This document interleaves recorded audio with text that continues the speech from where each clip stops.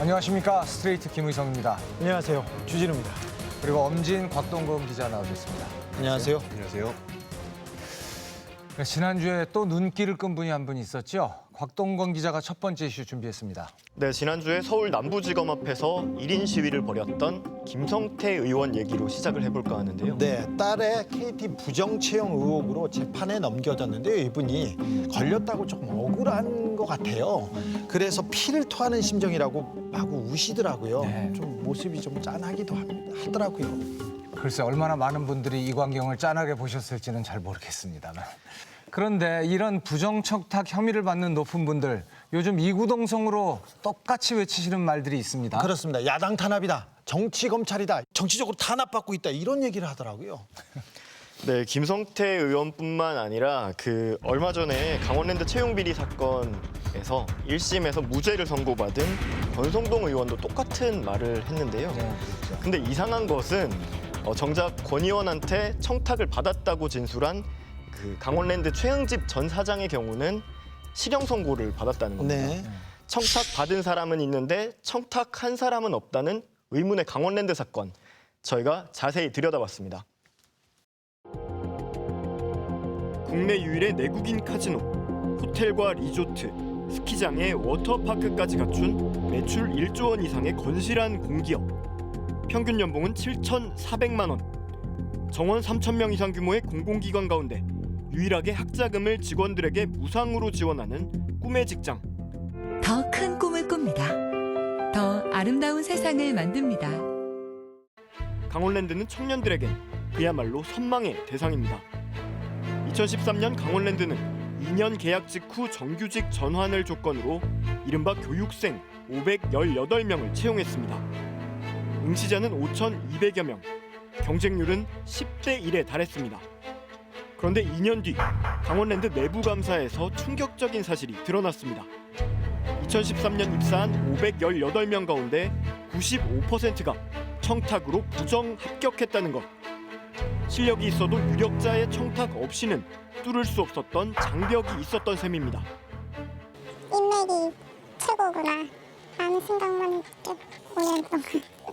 저도 백 하나 어디서 이렇게 연주를 하나 구해볼걸. 아버지의 뜻을 따라 카지노 학과를 나온 뒤 강원랜드에 4번이나 응시했지만 번번이 탈락했던 아들. 강원랜드 채용 비리 사실이 드러나자 지난해 1월 스스로 목숨을 끊었습니다. 내가 우리 아들을 이 태백에 안 불러들였으면 이런 사망 사고까지는 안 났을 겁니다. 그래서 나도 죄인입니다. 사상 최대의 채용 비리라는 오명까지 붙은 사건이었지만 검찰 수사는 처음부터 난관에 부딪혔습니다. 두 차례에 걸친 수사에도 채용 청탁을 한 것으로 의심되는 이른바 몸통은 건드리지도 못했고 결국 수사를 맡았던 검사는 스트레이트에서 외압 의혹을 폭로하기에 이르렀습니다. 채용 비리 사건을 수사하는 과정에서 몇 가지 확인된 내용에 의하면은 전직 검찰 간부와 모 국회의원이 개입된 게 아닌가. 이분이 수사 과정에서 이름이 드러났다는 말씀이신 거죠? 네, 고검장님과 그다음에 권성동 의원. 청와대까지 나선 끝에 강원랜드 특별수사단이 꾸려졌지만 논란은 끊이지 않았습니다. 지난해 1차 남북 정상회담이 열린 4월 27일 온 국민의 눈이 판문점에 쏠려있던 틈을 타 권성동 의원이 검찰에 기습적으로 소환됐습니다. 기습 출석하셨어요? 기습 출석한 게 아니라 검찰에서 목요일 또는 금요일 중에 나오라 그래서 오늘 선택해서 나왔습니다. 이명박 정부 당시 청와대 법무비서관으로 발탁될 정도로 검찰 조직에 폭넓은 인맥을 갖춘 권성동 의원에게 검찰이 특혜를 베풀었다는 비판이 쏟아졌습니다. 초동 수사에 적기를 놓쳐버린 탓에 청탁 당사자들이 사전에 입을 맞추면서 혐의 입증은 난항을 거듭했습니다. 결국 권 의원은 지난해 7월 불구속 상태로 재판에 넘겨졌습니다. 혐의는 크게 3가지. 먼저 강원랜드의 공개 채용 전형에 자신의 강원도 강릉 지역구 주민과 지인의 자녀 등 10여 명의 채용을 부정 청탁했다는 것. 또 자신의 비서관을 강원랜드에 부정 입사시키고 선거운동을 도와줬던 고교 동창을 강원랜드 사회이사로 선임하도록 산업통상자원부에 압력을 넣은 혐의였습니다. 하지만 지난달 나온 1심 재판 결과는 전부 무죄. 권 의원은 정의가 실현됐다고 말했습니다. 대한민국의 정의를 실현하고 무죄 받았는데 말이 기본권을 보장하기 위해서 최선을 다해 주신 우리 사법부의 경의를 표시합니다. 반면 청년들은 이 땅에 도대체 정의는 있는 거냐고 물었습니다. 이제는 뭐 저희가 학원을 가는 대신에 도서관에 가는 대신에 권성동 의원실 인턴으로 취업하면 됩니까? 그러면 강원랜드 카지노 들어갈 수 있습니까? 공기업 들어갈 수 있습니까? 이게 무슨 말도 안 되는 판결입니까? 취업 준비 대신에 권성동 의원실로 들어가면 되는 거 아니냐라는 그 마지막 말이 너무나 아프게 이 사태의 본질을 보여주고 있는 것 같습니다. 강원랜드 들어가려면 공부 열심히 해서 스펙 쌓고 사회봉사활동 이런 거 필요 없습니다. 누구를 백으로 잡고 누구를 줄로 잡고 그냥 그런 게 중요했어요. 네, 특히 권성동 의원 같은 경우에는 수사 초기부터 이제 많은 언론에서 마치 사법적 단죄가 이루어질 수 있을 것처럼 보도가 됐는데 막상 무죄가 나오고 나니까 허탈해하신 분들이 많았던 것 같습니다. 수사가 제대로 되지 않았어요. 빠져나갈 구멍이 너무 많은 채로 기소를 해서 이번 재판에서 무죄가 나온 겁니다. 아마도 친구인 문무일 전 검찰총장한테 권성동 의원이 굉장히 고마워할 것 같습니다. 당장 안미영 검사는 법을 잘 아는 분들끼리 마법을 부린 거다. 이건 강원랜드 매직이다. 이런 말까지 했습니다. 아니, 교육생만 청탁한 것도 아니고 자신의 비서관 또 고등학교 동창까지 청탁했다는 혐의가 있는데 도대체 어떻게 권성동 의원은 모두 다 무죄를 받을 수가 있었죠? 네, 그래서 권성동 의원 최측근의 연이은 강원랜드 행 그 전말을 저희가 추적해봤습니다. 2012년 11월 권성동 의원실에서 4년째 일하고 있던 김모 비서관이 권 의원에게 쓴 편지. 숨가쁘게 달려왔던 지난 세월과 더불어 또 한 해가 저물어가는 가을의 끝자락에 두서없이 의원님께 몇째 올립니다. 자신이 강원랜드에 채용될 수 있게 힘을 써달라고 부탁하는 내용이었습니다. 강원랜드 직원들 말로는 이 기회에 경력직으로 들어오는 게 가장 무난한 수순이라고 말하여 두섭지만 이렇게 편지를 올립니다. 얼마 뒤 권성동 의원은 최흥집 강원랜드 사장을 면담했습니다. 비서관 김가 강원랜드에서 대관 업무를 하고 싶어 하는데 자리가 있겠습니까? 검토 후에 가부를 알려드리겠습니다. 최흥집 사장은 얼마 뒤 국회에서 권 의원을 다시 만났습니다. 대관팀에는 자리가 없어서 어렵고 공개 채용 외에는 채용할 방법이 없습니다. 결국 권 의원의 1차 채용 청탁은 실패. 최 사장은 1년쯤 뒤 권성동 의원이 김 비서관 채용을 또다시 청탁했다고 검찰에 진술했습니다. 2013년 국정감사를 앞둔 시점, 최 사장이 권 의원을 만나 강원랜드 현안을 잘 챙겨달라고 부탁하던 자리에서 꺼진 듯했던 비서관 채용 문제가 다시 거론됐다는 겁니다. 대관 업무 쪽이 아니더라도 좋으니까 김가 들어갈 만한 자리가 있으면 한번 알아봐 주십시오. 알겠습니다. 최흥집 사장 진술대로라면 2차 청탁이었습니다. 최 사장은 권성동 의원 재판에 나와서도 당시 권 의원이 사람 하나 안 뽑소라며 채용 청탁을 했다고 거듭 증언했습니다. 이 대화가 오갔다는 시점에서 얼마 되지 않아 김 비서관은 최흥집 사장 집무실로 찾아왔습니다. 그리고는 이력서를 주고 갔습니다. 이어 최 사장은 권성동 의원과 통화를 했다고 합니다. 김 비서관이 와서 이력서를 놓고 갔습니다. 나한테는 이야기도 안 하고 갔네요. 최흥집 사장은 강원랜드 간부에게 김 비서관의 이력서를 주며 채용을 지시했습니다. 김 이력서를 검토해보니 워터월드의 수질 분야에서 근무할 자격이 충분히 되니까 채용 절차를 진행하세요. 실무진에선 반대가 거셌습니다. 수질 환경 전문가로 뽑기엔 김 비서관의 경력이 부족하다는 설명. 하지만 최 사장은 단호했습니다.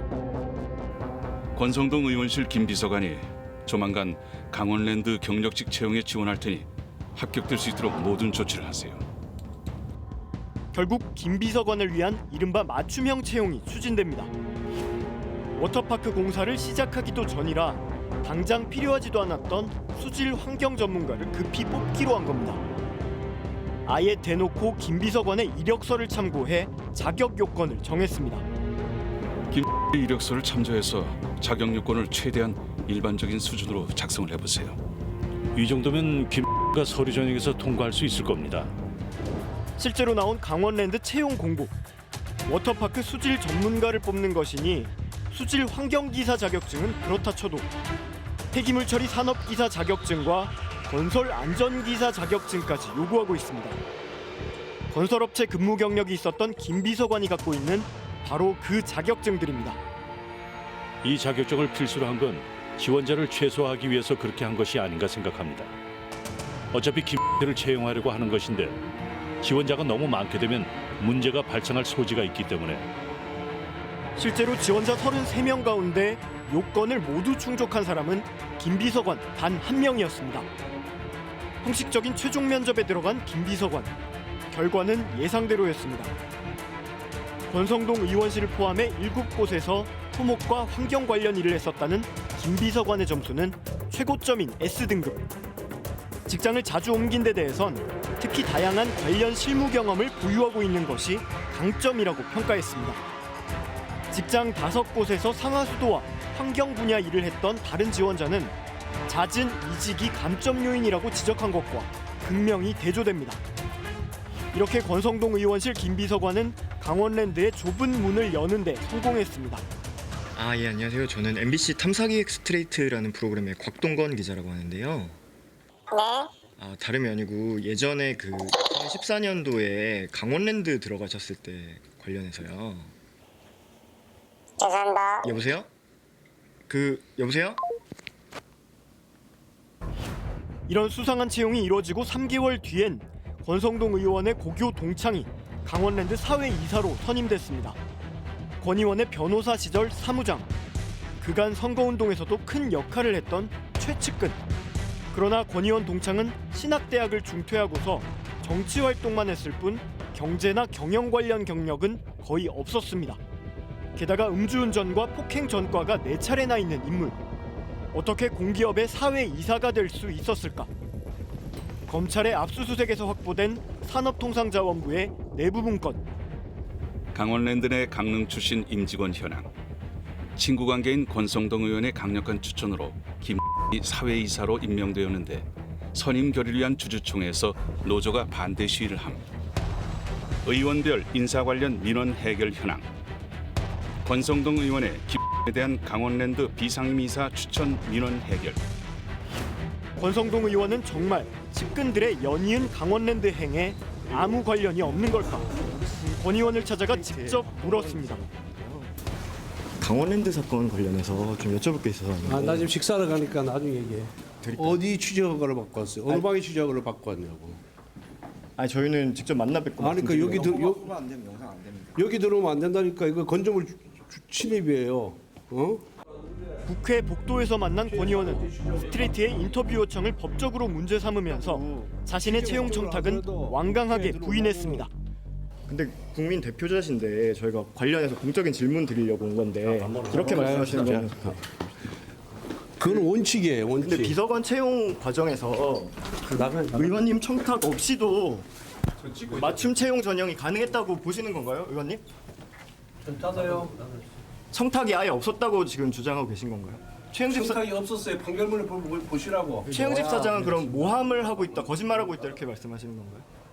그러니까 최영집의 진술이 믿을 수 없다고 판결을 내렸을까 보라고. 야, 맞춤형 채용. 맞춤형 채용이라는 게 바로 저런 거군요.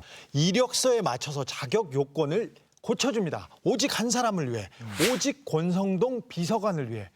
아니, 지원한 32명은 무슨 죄입니까? 비서관도 비서관이지만 저는 이 공기업 사회이사가 이렇게 아무나 해도 되는 자리인지 몰랐습니다. 음주운전의 폭행, 전과사범 뭐 다 받아주는 겁니까? 저희가 판결문 나오자마자 찾아서 분석을 해봤습니다. 당시에 무죄 선고 관련해서 기사들이 굉장히 많이 나왔어요. 근데 나랑 같은 판결문을 보고 이 기사를 쓴 게 맞나 싶을 정도로 엉뚱한 쟁점을 얘기하는 보도들이 워낙 많았습니다. 예를 들면 어떤 부분이죠? 가령 위법 수집 증거라고 해서 이 증거에서 배제된 문건이 하나가 있었는데요. 이게 마치 이 문건이 배제되면서 무죄가 나온 것처럼 그렇게 기사를 많이 썼더라고요. 사실상 유무죄 판단이랑은 거의 관련이 없는 문건이거든요.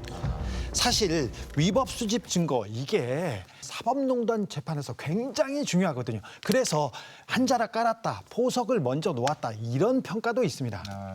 네, 과연 권성동 의원이 무죄가 될 수 있었던 재판부의 논리는 무엇인지 실제 법조인들과 함께 판결문 문구 하나하나를 꼼꼼히 따져봤습니다.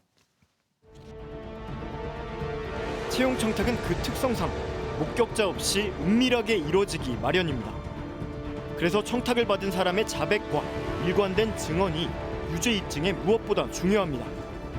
하지만 서울중앙지법 형사합의 22부는 청탁을 받았다는 강원랜드 최응집 사장의 증언을 거짓말로 규정했습니다. 전후 맥락도 없이 다소 고압적인 어투로 사람 하나 안 뽑소라는 한마디 말로 채용을 요구하고 최응집은 이를 곧바로 채용 요구로 이해하여 확인하는 과정도 없이 받아들였다는 결과가 되어 자연스러운 일처리 방식으로 보기 어려운 점. 그러니까 권 의원이 사람 하나 안 뽑소라는 말만 하면서 정확히 누굴 어디에 뽑아달라고 콕 집어 말하지도 않았는데 최응집 사장이 이 말뜻을 정확하게 알아들은 게 재판부로서는 이해가 안 된다는 겁니다. 또 사람 안 뽑냐는 식의 권 의원의 고압적인 말투도 부탁하는 사람의 자세가 아니라고 봤습니다. 청탁을 받았다는 증언은 믿지 못하겠다고 하고 청탁을 하지 않았다는 주장에만 온전히 귀 기울인 듯한 판단. 재판부의 이런 판단은 설득력이 있을까? 일반적인 어떤 청탁의 문제하고 국회의원 같은 일정한 권력적 지위를 가진 사람이 내 체면, 내 지위를 생각해서 알아서 이렇게 채용을 해달라고 하는 그런 권력형 청탁 사건에 있어서의 그 차이들이 잘 구분되지 못한 상황에서 판단이 이루어진 것이 아닌가. 기존의 권성동 의원이 대관 업무 쪽으로 채용할 수 있게 해달라라는 청탁을 했었던 상황이었고 그게 거절되니까 그러면 대관 업무가 아니라도 아무데나 일단 자리를 좀 들어갈 수 있게 해달라 이렇게 청탁을 했다는 취지이기 때문에 상식적으로도 이해가 되는 그럴 수 있겠다 그런 청탁이 가능하겠구나. 재판부는 이른바 권성동 리스트가 발견됐던 강원랜드 교육생 채용 때도 권 의원과 통화했다는 최응집 사장 진술을 못 믿겠다고 밝혔습니다. 최 사장이 진술한 당시 통화 내용. 리조트 본부장이 교육생 선발과 관련해 권 의원님 명단을 갖고 왔습니다. 교육생이 뭡니까? 정규직은 아니네요. 재판부는 권 의원이 교육생이 뭔지도 모른 채 채용 청탁을 했을 리는 없다고 봤습니다. 최응집의 이와 같은 진술은 피고인 권선동이 자신이 청탁할 내용이 무엇인지조차 확인하지도 않은 채 청탁하였다는 것이 되어 일반인의 경험치에 비추어 쉽사리 수긍하기 어려우므로 재판부 판단과 달리 청탁이 있었다는 사실을 뒷받침하는 대화로 보는 게 더 상식적이라는 반박이 나옵니다. 네? 이렇게 무슨 명단요? 이렇게 말이 나와야죠. 명단 자체는 있으니까 그거에 대해서는 안 물어보고 교육생 나는 그냥 취업 부탁한 건데 교육생 그게 교육생이었나? 이렇게 물어볼 수는 있죠. 결국 재판부는 권 의원은 청탁도 하지 않았는데 최 사장이 권 의원의 비서관을 자발적으로 채용했다는 결론을 내놓습니다. 권선동과의 관계, 김의 적극적인 태도와 전문성, 인력 충원의 필요성 등을 모두 고려하여 피고인 권선동의 요구 없이도 김를 채용할 이유와 동기를 갖고 있었다고 보인다. 하지만 지나치게 자의적인 판단이라는 반론 또한 만만치 않습니다. 아예 없던 절차를 만들어서 이렇게 무리할 만한 건 아니잖아요. 그저 그렇게까지 능력자는 아니잖아요. 그러니까 당연히 뭔가 그 외에 더 큰 동기가 있다고 보는 게 더 합리적일 것 같아요. 이례적인 요소들이 많다고 하면 뭔가 이례적인 일이 있었지 않았겠느냐. 예를 들면 청탁이든 뭐든 있었다라고 하는 것이 오히려 더 자연스럽지 않은가. 권 의원의 고교동창이 갑자기 강원랜드 사회이사로 선임된 사건에 대한 재판부의 무죄 논리도 논란이 되고 있습니다. 재판부는 압수수색에서 나온 산업통상자원부 내부 문건을 뜬소문이 담긴 찌라시 정도로 취급했습니다. 산업부 석탄산업과장이 수집한 동향은 본인이 이 법정에서 진술한 바와 같이 진위를 알기 어려운 풍문에 불과하고 산업부 담당 공무원들이 주관적인 의도를 가지고 사실을 과장하거나 왜곡하여 기재하였을 가능성도 배제하기 어려운 점. 그러나 이 또한 이례적인 판단이란 지적입니다. 행정부 공무원들은 국회의원과 관계에서 가불관계에 있습니다. 국회의원의 눈치를 보고 축소시켜서 증언할 수 있다는 거죠. 보통 판사들이 소위 말 문서로 돼 있는 거에 대해서는 굉장히 신빙성을 높게 평가를 하는데 그럼에도 불구하고 이 사건에서는 오히려 거꾸로 그런 문서들의 내용을 애써 축소시켜서 해석했다. 법리 해석의 문제도 있었습니다. 권 의원의 혐의는 인사청탁을 넣어 강원랜드 인사 담당자들의 정당한 채용 업무를 방해한 것입니다. 재판부는 강원랜드 인사 담당자들이 외부에서 들어온 청탁 외에도 자신들이 따로 관리하는 명단을 만드는 등 사실상 부정 채용의 피해자가 아니라 공범이라고 판단했습니다. 업무 방해로 인한 피해자가 있어야 성립되는 업무방해죄로 처벌하기 어렵다는 논리입니다. 공범에 가깝다 하더라도 강원랜드의 업무 자체가 방해된 것은 맞으니까 업무 방해죄가 성립하는 데 있어서는 그 인사팀장이 피해자냐 공범이냐 이건 그렇게 결정적인 문제는 아니지 않는가 생각이 들고요.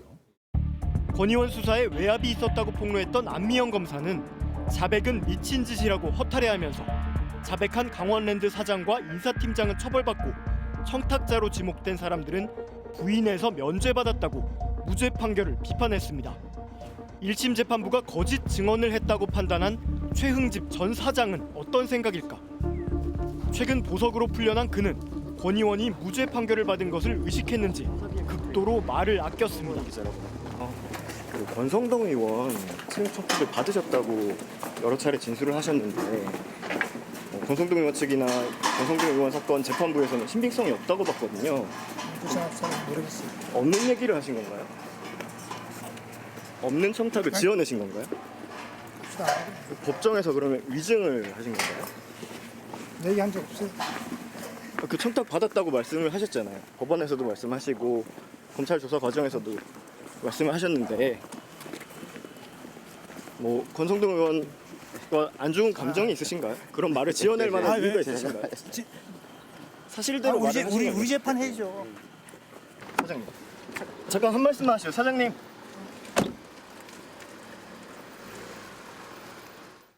아니 법이라는 게 어쩌면 이렇게 제 생각하고 다르죠? 상식으로서는 참 이해하기 어려운 일입니다. 이렇게 증거가 있고 증언이 있는데 청탁이 아니라고요? 증거가 있습니다. 청탁 관련 자료가 나왔습니다. 증언도 있습니다. 최흥집 사장이 증언을 했어요. 법정 증언을 했어요. 청탁 명단을 받았다고, 청탁을 받았다고. 그런데도 청탁이 없었다라고 얘기를 한다면 이 문건들을 만들고 보관하고 진술한 사람들 모두가 권성동 의원을 음해하려고 거짓말했다는 얘기 아닙니까? 음해했다는 걸로 보고 있네요. 재판부에서는. 이런 식으로 처리하면 이제 권력자의 청탁 사건은 처벌할 수 없습니다. CCTV 앞에서 내가 너한테 청탁한다 이렇게 찍어놓지 않는 한 처벌할 수 없습니다. 네, 1심 판결문을 본 저희가 만난 법조인 분들은 물론 재판부가 이렇게 판단을 할 수 있는 재량의 범위가 있긴 하다. 그런데 좀 이례적인 부분도 여기저기 있고 납득하기 어려운 부분도 많이 보인다. 이런 의견을 이제 공통적으로 내놨고요. 아무래도 권성동 의원이 법을 워낙 잘 알다 보니까 교묘하게 피해갈 수 있었던 것 아니냐 이런 의견도 있었습니다. 아까 인터뷰에서 보시듯이 뭐 법 얘기하시잖아요. 네. 법사위원장이셨잖아요. 법 잘 압니다. 근데 저는 검사님을 더 잘 알고 판사님 잘 알아서 그런 것 같아요. 네, 수사를 받는 동안에도 권성동 의원은 시종일관 여유로운 모습을 보였는데요. 네, 마치 이런 무죄 판결이 나올 걸 미리 알고 있었던 것처럼 수차례 얘기하기도 했습니다. 그 사실 인정과 법리 구성에 문제점이 많고 증거 법칙과 법리를 무시한 기소입니다. 검사 출신의 청와대 법무비서관까지 지낸 율사 출신 의원. 국회 법사위원장까지 맡았던 만큼 그 누구보다 현행법을 꿰뚫고 있다는 자신감에서 나온 발언으로 풀이됩니다. 법의 허점과 한계도 정확하게 알고 피해갈 수 있다는 노련함도 엿보입니다. 실제로 힘 있는 자들의 채용 청탁을 제대로 처벌하기 힘든 법적인 허점이 있다는 지적도 나오고 있습니다. 이 형법을 정할 때까지만 해도 이런 채용 비리와 같은 범죄가 직권남용이든 뭐 강요든 업무방해든 혹은 뭐 뇌물이든 이런 것과 관련 지어질 거라고 생각하기가 어려웠죠. 이 때문에 가장 최근에 기소된 김성태 의원의 딸 KT 취업 청탁 사건에는 뇌물죄가, 중소기업진흥공단의 의원실 인턴을 채용해달라고 청탁한 혐의인 최경환 전 의원에겐 강요와 직권남용이 적용됐습니다. 업무방해와 직권남용, 제3자 뇌물죄가 적용된 권성동 의원 사례까지 놓고 보면 같은 취업 청탁이어도 적용 법규가 그때그때 다 다릅니다. 이렇게 부정채용 청탁에 맞아떨어지는 법이 마땅치 않은 데다 권력형 사건의 특성 때문에 처벌은 더욱 힘들어질 수밖에 없습니다.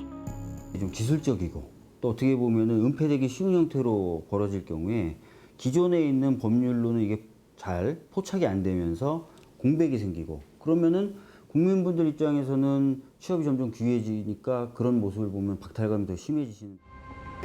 이에 비해 권력자들의 채용 청탁을 들어준 기관장들만 무겁게 처벌받는 역설은 앞으로도 얼마든지 반복될 수 있습니다.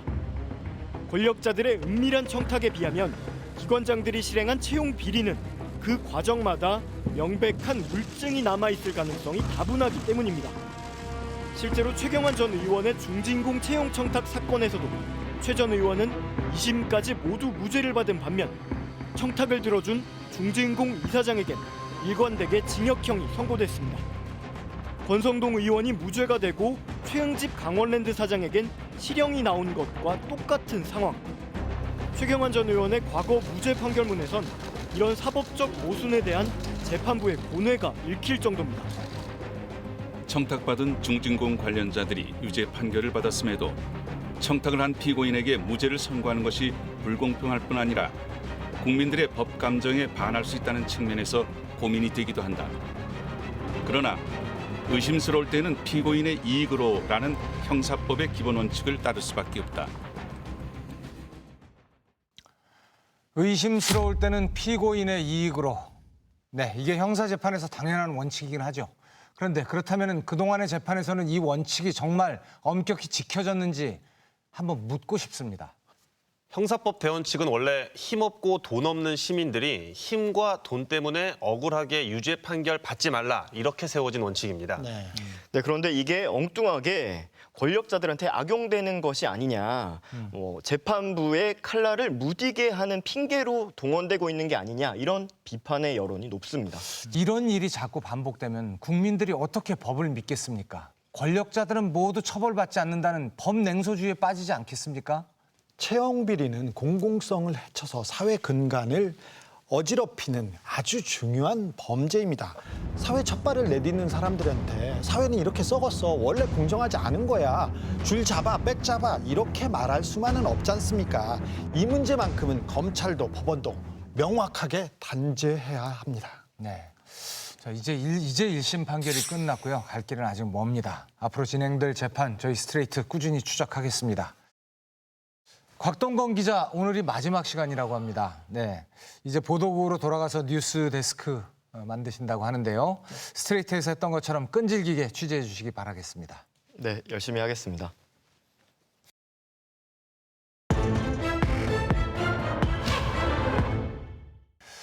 자, 두 번째 이슈는 엄지인 기자가 준비했습니다. 어떤 내용이죠?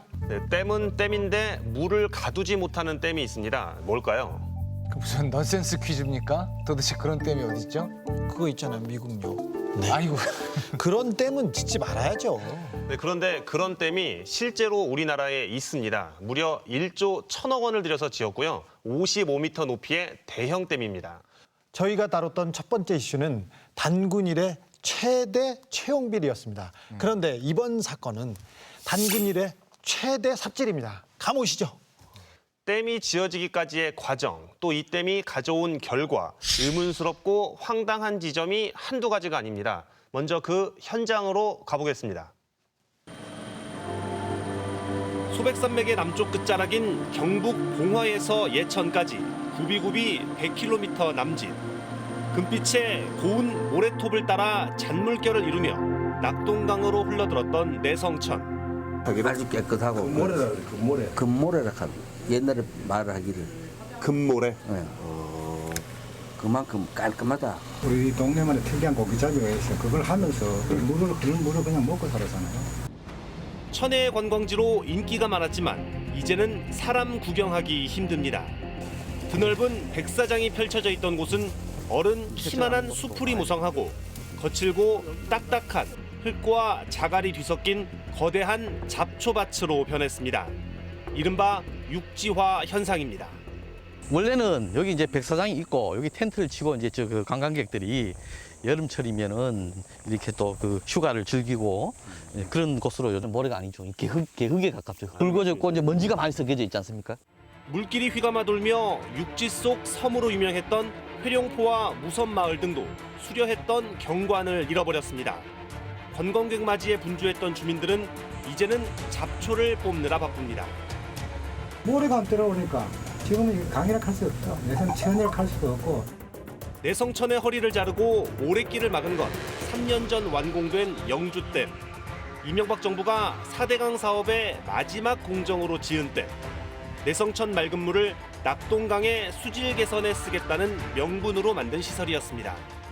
4대강 사업을 하게 되면 낙동강의 수질이 악화될 거라는 거는 이미 예견이 돼 있었고, 그래서 그 악화된 수질을 조금이라도 개선을 하려고 낙동강 최상류에 있는 내성천에 영주댐을 만들게 됩니다. 당시 한국개발연구원도 영주댐을 통해 얻는 이익의 90%가 수질 개선 효과라고 분석했습니다. 그러나 댐을 짓기 위해 강바닥 모래를 2m 깊이나 퍼냈고 댐이 상류 쪽 모래의 유입마저 가로막으면서 내성천 자체의 수질까지 나빠졌습니다. 댐 공사 시작 전인 2009년까지 모든 조사에서 1급수였던 내성천의 화학적 산소 요구량 COD 수치는 댐이 들어선 뒤 6배 넘게 치솟았습니다. 농업은 물론 공업용수로도 쓸 수 없는 6급수로 전락한 겁니다. 여름이면 녹조가 창궐하고 간에 치명적인 독소를 내뿜는 유해 남조류도 급증하고 있습니다. 원래 모래강 흐를 때는 모래가 물 깨끗하게 하는 기능을 엄청 잘합니다. 막아가 지금 모래를 흐르지 못하게 막았고요. 그렇기 때문에 지금 내수천이 지금 다 망가지고 있는 겁니다. 댐을 만들면 고인물을 섞는다. 근데 지금 우리 확인한 건 그것뿐입니다. 그냥. 영주댐은 공사가 마무리된 직후인 2016년 7월 시험적으로 물을 가뒀습니다. 그러나 전체 용량의 겨우 16%를 채우고도 녹조 현상 등이 심각해지자 반년 만에 수문을 모두 열었습니다. 사실상 댐으로서의 역할을 상실한 겁니다. 현재 담수율은 제로라고 보시면 됩니다. 유입되는 전량을 다 내려보내고 있기 때문에 댐의 기능을 하고 있다고 할 수는 없을 것 같습니다. 뒤늦게 물을 흘려보내는데도 댐 구조물 자체가 물길의 원활한 흐름을 막고 있어 녹조는 쉽게 개선되지 않고 있습니다. 급기야 댐 바로 앞엔 하수 처리장에서나 볼 법한 물 순환 장치까지 대거 투입됐습니다. 국내 유일의 모래강을 망가뜨린 주범. 이 댐을 짓는데 1조 1,000억 원이 들어갔습니다. 수자원공사는 여기에 수질 개선을 위해 추가로 1,099억 원을 더 쓴다는 계획입니다. 아니 고인물이 썩는다. 이 당연한 진리를 확인하자고 1조 1,000억 원을 들여서 이 댐을 만든 건 아닐 테고요. 도대체 이 댐은 뭐하러 만든 겁니까? 그러게 말입니다. 저도 그 부분이 의심스러워서 쭉 취재를 해봤는데 사실 이해가 되지 않는 측면이 많았습니다. 4대강 공사를 할 때 4대강 보호 16개 가운데 절반이 낙동강에 집중됐습니다. 그렇다 보니까 낙동강의 오염 가능성이 제기됐는데 이렇게 되니까 이 4대강 사업을 시작하면 낙동강의 수질이 나빠질 수 있다는 걸 이미 알고 있지 않았느냐 이런 의혹이 제기됩니다. 그래서 낙동강 상류에 있는 물 중에 가장 깨끗한 내성천의 물을 모아서 보내면 낙동강의 수질이 조금 나아지지 않겠느냐 이런 기대를 했던 거죠. 그런데 보시다시피 댐을 만들어 놓으니까 낙동강도 더럽고 깨끗했던 내성천도 더러워진 최악의 결과가 된 겁니다. 아니 돈을 날린 건 그렇다 쳐요. 그런데 물이 썩어갖고 자연이 죽어갑니다. 영주댐 완공된 이후로 녹조는 뭐 계속 있었습니다. 근데 녹조가 계속되다 보니까 그 부유물이 썩어가지고 흑조가 돼요. 흑조, 똥물이 됐어요. 지난해에는 특히 유해 남조류의 수치가 재난 수준에 가까운 수치까지 올라가기도 했고요. 올해도 이미 경계 경보가 발령됐습니다. 아니 댐이 지어지기 전부터 강이 오염될 게 너무나 명확해 보였고 거기에 대해서 지적하는 사람들도 굉장히 많았잖아요. 네. 이런 결과에 대해서 수자원공사는 뭐라고 합니까? 수자원공사의 해명은 이렇습니다. 영주댐 주변이 다른 지역에 비해서 농경지의 비율이 높고 또 축산 농가가 많다. 그러다 보니까 내성천의 오염은 불가피한 측면이 있다 이겁니다. 아니 농경지나 축산농가가 댐을 짓기 전에 없었던 것도 아니잖아요. 댐을 짓고 나서 마구 늘어난 것도 아닌데 이거 너무하잖아요. 핑계 같아요. 맞습니다. 댐을 짓기 전후의 수치를 비교해보면 사실 큰 차이가 없습니다. 사실 이 지역에는 1999년에도 똑같은 방식으로 댐을 지으려다가 지역 정치권, 지자체의 반대로 무산된 적이 있습니다. 그때도 반대 이유는 환경 문제였습니다. 그런데 10년 만에 상황이 180도 달라집니다. 왜 바뀌게 됐는지 추적했습니다. 이동강아, 낙동강아 기대된다 4대강! 살리기! 한 차례 무산됐던 영주댐 건설은 4대강 사업에 포함되면서 급물살을 탔습니다. 계획이 발표되자 주민설명회, 시공사 선정 등이 일사천리로 진행됐습니다. 보통 1년 가까이 걸리는 환경 영향 평가는 넉 달도 안 돼 끝났습니다. 일부 반대하는 사람들이 공사 과정에서 수질이 나빠질 것이라고 했습니다. 그러나 지금 어느 시대입니까? 수질이 나쁘게 되는 사업을 어떻게 할 수가 있겠습니까? 그러나 댐을 시공한 건설업체들은 설계 단계부터 서로 짜고 수질 악화를 부채질했습니다. 내성천의 모래 흐름을 돕기 위해 여러 개가 필요했던 모래문은 단 한 개로 줄였고 물고기가 드나드는 통로는 아예 없앴습니다. 공사비를 줄이기 위한 꼼수였습니다. 그런데도 영주댐 공사비는 계획보다 3천억 원이나 불어났습니다. 범죄 요소가 있죠. 예를 들면 그걸 알고서도 그렇게 했다든가 어떤 조치, 막을 쓴 조치를 할 수 있어 해야 되는데 안 했다. 댐 주변에 조성한다던 문화관광 체험단지는 사실상 물거품이 됐고 캠핑장은 녹슬고 잡초만 우거진 황량한 공터로 방치돼 있습니다. 수몰 예정지의 문화재들이 옮겨올 장소가 뒤늦게나마 정해졌지만 주민들은 시큰둥합니다.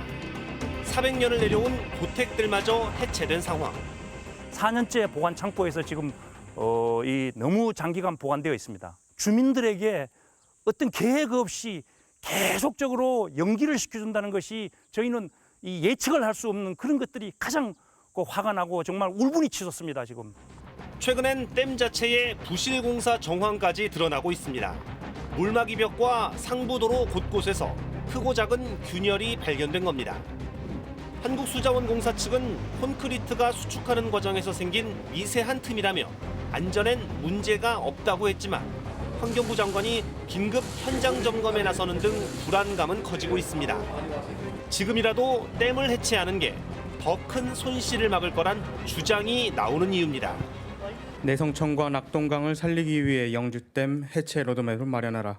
영주댐은 사업 자체의 목적도 불분명할 뿐더러 건설 이후 내성천의 빼어난 경관과 생태계를 위협하는 등 그 부작용이 심각하다. 지었지 않았어야 될 그런 장소에 댐을 지은 겁니다. 어떻게 이런 것들을 그렇게 많은 거짓말을 보태서 이렇게 추진할 수 있나? 그 엄청난 돈을 들여가지고. 이러다 보니 영주댐은 완공 3년이 지나도록 준공검사도 받지 못하고 있습니다. 홍수통제소 같은 국가 시스템에 등록도 못하고 결국 1조 1천억 원짜리 흉물로 전락한 영주댐은 대체 어떤 이유로 4대강 사업에 포함된 걸까? 이명박 정부 당시 4대강 사업을 총괄한 정종환 전 국토부 장관. 낙동강 수질 개선이 영주댐의 거의 유일한 목적이었지만 그는 그게 전부는 아니었다고 주장합니다. 그 댐의 목적이라는 게 물 확보하고 뭐 수질 확보 여러 가지가 종합적이지 뭐 한 가지만 가지고 되는 거 아니잖아. 여러분들은 눈이 지금 완전히 고정돼 있어. 다시 공부들 하라고. 잠깐만요. 그게 아니고 그럼 하나만. 그럼 영주댐을 지금 제대로 TV에 나와 영주댐의 효과를 내세웠던 신명필 당시 국토해양부 4대강 본부장. 이 영주댐은 거의 90% 이상을 하천 유지유량으로 물을 내려보낼 거예요. 예, 한 80% 이상을 물을 공급할 수가 있습니다. 이 수질에 굉장히 영향을 미치게 돼요. 그로부터 10년이 흐른 지금은 어떤 입장일까? 지금 다 만들어 놓은 거를 뭔가 부족한 게 있으면 다시 좀 보완을 해서 사용해야지 이걸 갖다 뭐 허물자 말자 하는 것부터 사실 내가 그 동의할 수가 없고 더 이상 인터넷에 사용할 게 댐이 완공된 지 이미 3년이 다 돼가는데도 아직 정부 시스템에 등록도 안 된 미완성 댐이고 물을 가두지도 못하는 유령댐이라고요? 이게 삽질이죠. 1조 1,000억 원짜리 삽질이 이겁니다. 4대강은 수십조짜리 삽질이었고요. 이 4대강 사업이 얼마나 부실했는지 이 영주댐이 그야말로 대표적으로 웅변하고 있는 것 같은데요. 대체 이거 누구한테 책임을 물어야 합니까? 책임져야 할 분들 많이 있습니다. 많이 떠오릅니다. 그런데 우리 정부는, 이명박 정부는 이 사람들한테 책임은커녕 상을 줬어요. 훈장을 주셨죠. 국토부는 2016년에 영주댐을 성공적으로 지었다 이렇게 칭찬을 하면서 수자원공사 직원 등 8명에게 표창을 안겨줬습니다. 담합이 적발된 건설회사의 간부도 여기에 포함됐습니다. 네, 그리고 4대강 사업으로 훈포장을 받은 유공자 수로 이걸 넓혀보면요. 무려 1,152명인데요. 2002년 한일 월드컵 다음으로 역대 2번째 규모입니다. 그래서 4대강을 완성하기도 전에 그냥 훈포장을 다 줬습니다. 정치인 그렇다 쳐요. 관료들 뭐 시켜서 그랬다고 칩니다. 기업인들 돈 벌려고 그랬다 쳐요. 근데 환경오염에 대해서 지적해줘야 될 전문가들, 교수들 거수기 노릇만 했습니다. 그래서 제가 이번에 훈장 받으신 분들 많이 찾아다녀 봤습니다. 비호 세력이라고 표현해야 할지 아니면 공범자들이라고 표현해야 할지 모르겠습니다만 그들은 누구이고 지금은 어떤 말들을 하는지 추적했습니다. 이명박 정부는 2011년 10월부터 3차례에 걸쳐 4대강 유공자 1,152명을 포상했습니다. 4대강 공사가 채 끝나기도 전이었습니다. 한국수자원공사와 국토부, 환경부 등 주무부처와 공기업은 물론 공사에 군병력을 대거 동원한 국방부도 6명이나 포상을 받았습니다. 상을 준 이유도 가지각색, 4대강 살리기 찬성 집회를 연 시민단체부터 법회를 열어 사업 성공을 빌었다는 종교인, 자전거 길을 홍보한 자전거 동호회장까지 훈장과 표창을 받았습니다. 4대강 자전거 길 노선 같은 거 이런 거 이제 위험 요소 이런 데를 제가 자전거를 타고 중국을 다 다녔어요. 4대강 사업의 당위성을 이론적으로 뒷받침했다는 공적을 인정받아 대학 교수 등 학자 55명도 포함됐습니다. 4대강 폄훼는 근거 없는 선동, 4대강 살리기는 녹색 성장이라며 4대강 전도사를 자처한 전문가들이 줄줄이 이름을 올렸습니다. 전문적으로 분석을 한 결과로는 이 총체적인 그 하천 수질 문제를 봤을 땐 4대강 사업 후에 수질이 개선될 수 있다. 홍수와 가뭄, 수생태계 복원을 달성하는 4대강 살리기 사업의 노하우는 우리나라가 환경 선진국으로 도약하는 데 지렛대 역할을 톡톡히 할 것으로 기대된다. 그러나 감사원은 4차례에 걸친 감사 끝에 이들의 전망이 모두 빗나갔다고 결론냈습니다. 수질은 전반적으로 나빠졌고 물 부족 해소도 기대에 미치지 못했습니다. 경제성 측면에서도 낙제점을 받았습니다. 유지관리비까지 포함해 이미 31조 원이 들어갔는데 향후 50년간 기대할 수 있는 이익은 6조 6천억 원에 불과하다는 겁니다. 국립대 전부 무상으로 다니게 하는데 3조밖에 들지 않으니까. 4대강은 경제성도 없는 사업이기 때문에 결국 당군 이래 최대의 사업이었지만 최대의 낭비 사업이 된 게 아닌가. 스트레이트와 연락이 닿은 4대강 유공자들은 하나같이 질문을 회피하기에 급급했습니다. 상을 받은 건 4대강 사업과 무관하다고 선을 긋는 사람이 많았습니다. 훈장이라는 게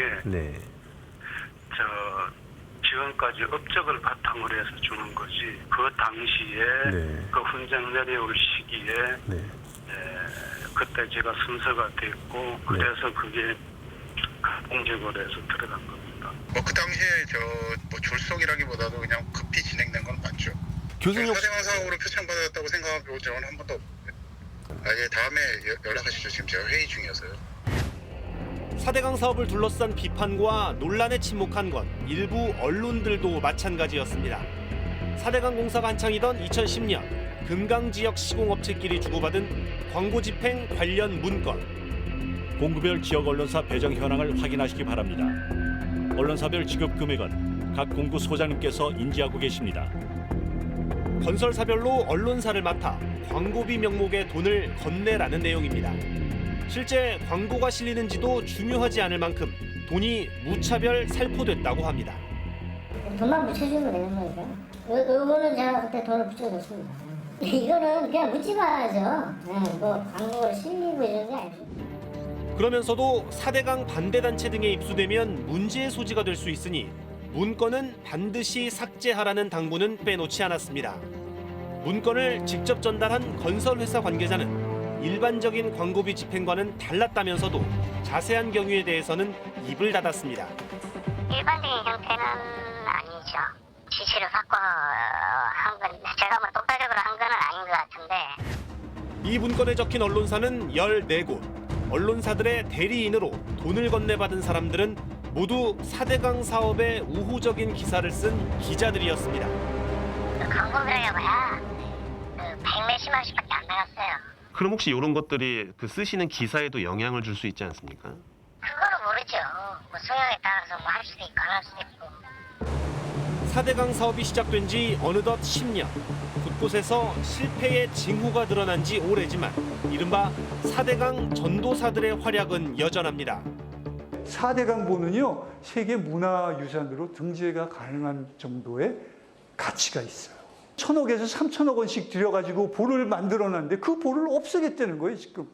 누구 돈으로? 이건 말도 안 되는 얘기예요, 지금. 이건 독재도 이런 독재가 없는 겁니다. 이명박 전 대통령은 4대강 사업에 참여시키는 대가로 건설회사 대표에게 현금 5억 원을 받은 혐의로도 재판을 받고 있습니다. 나는 평소에 탈세가 범죄이듯 공직자가 예산을 낭비하는 것도 일종의 범죄라고 생각하고 있습니다. 31조 원을 들였는데도 향후 기대이익이 50년간의 기대이익이 6조 6천억 원에 불과하다. 이런 감사원의 감사 결과를 보고도 아직도 4대강 사업이 옳았다고 주장하는 사람들이 있군요. 돈도 돈이지만 강의 허리를 자르고 산의 목을 잘랐어요. 생명을 죽였어요. 이 생명을 다시 되돌리는 데는 시간과 비용이 수십 배, 수백 배 더 듭니다. 네. 지난 2월에 환경부는 16개의 보 중 금강과 영산강 유역에 있는 5개를 해체하거나 상시 개방하겠다. 이런 뜻을 밝혔지 않았습니까? 어떻게 진행되고 있습니까? 네, 정부는 조만간 국가물관리위원회를 출범시켜서 올해 안에는 어떻게든 결론을 내보겠다 이런 입장입니다. 하지만 앞서 보신 대로 일부 정치권에 전문가를 자처한 학자 그룹이 연계하면서 이 문제가 마치 정치 공방인 것처럼 비춰지고 있어서 해결이 쉬울 것 같지만은 않습니다. 네, 복잡하게 돌아갑니다. 네, 이 문제는 정쟁의 도구가 아닙니다. 이 문제는 우리의 건강, 우리의 생존, 그리고 우리의 미래가 걸린 문제입니다. 고인 채 썩어가는 악취 가득한 강. 맑은 물 금모래, 수달이 자맥질하는 강. 우리는 우리 아이들에게 과연 어떤 강을 물려주게 될까요? 선택은 지금 우리 손 안에 있습니다. 끈질긴 추적 저널리즘, 탐사기획 스트레이트. 저희는 다음 시간에 인사드리겠습니다.